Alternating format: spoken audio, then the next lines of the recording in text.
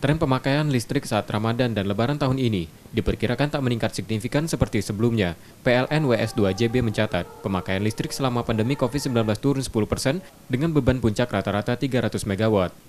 Hal itu disebabkan turunnya konsumsi listrik pelanggan industri seperti mal dan hotel, sementara pemakaian rumah tangga meski cenderung naik namun tak signifikan. Kondisi ini berdampak pada bisnis perseroan PLN WS2JB karena pendapatan cukup besar berasal dari pelanggan industri dan usaha.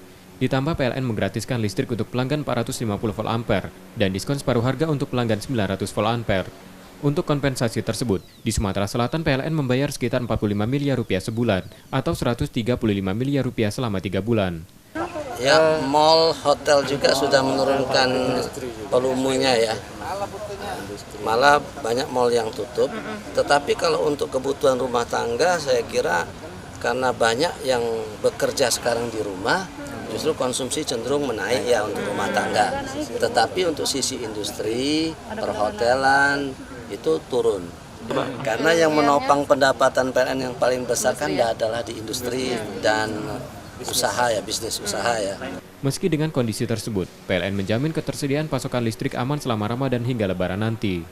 Rizky Nurmizan, Kompas TV, Palembang.